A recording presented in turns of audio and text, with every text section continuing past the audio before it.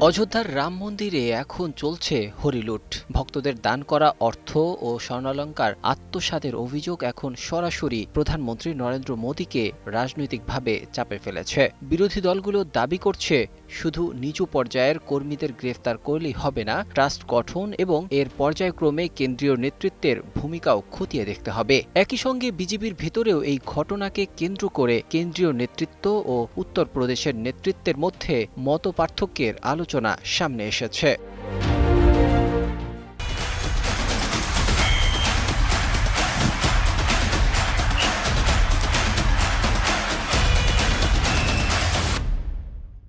রাম মন্দির ট্রাস্ট প্রধানমন্ত্রী নরেন্দ্র মোদীর উদ্যোগেই গঠিত হয়েছিল এবং ট্রাস্টের অধিকাংশ সদস্য কেন্দ্রীয় পর্যায়ে মনোনীত ছিলেন। সে কারণেই কংগ্রেস, সমাজবাদী পার্টি, আম আদমি পার্টি, তৃণমূল কংগ্রেস সহ বিভিন্ন দল প্রশ্ন তুলছে। ট্রাস্টের এত বড় অনিয়মের অভিযোগ উঠলেও শীর্ষ পর্যায়ের ব্যক্তিদের বিরুদ্ধে এখনও কেন কঠোর ব্যবস্থা নেওয়া হয়নি। বিশেষ তদন্তকারী দল এসআইটি ইতিমধ্যে ৮ জনকে গ্রেফতার করেছে এবং তাদের কাছ থেকে প্রায় ৮০ লাখ রুপি উদ্ধার করেছে বলে জানিয়েছে পুলিশ। তবে অভিযোগ উঠছে প্রকৃত প্রভাবশালীদের আড়াল করতেই কেবল নিচু পর্যায়ের ব্যক্তিদের বিরুদ্ধে ব্যবস্থা নেওয়া হচ্ছে। অনেকেরই দাবি ট্রাস্টের শীর্ষ কর্মকর্তাদের ভূমিকাও নিরপেক্ষভাবে তদন্ত করা উচিত।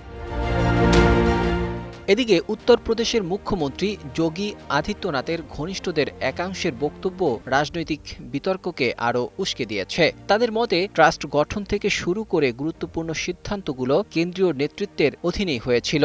ফলে এই বিতর্কের দায় শুধু রাজ্য সরকারের উপর চাপানো যায় না। এই অবস্থায় বিজেপির অভ্যন্তরেও অস্বস্তি তৈরি হয়েছে বলে রাজনৈতিক মহলে তীব্র আলোচনা চলছে।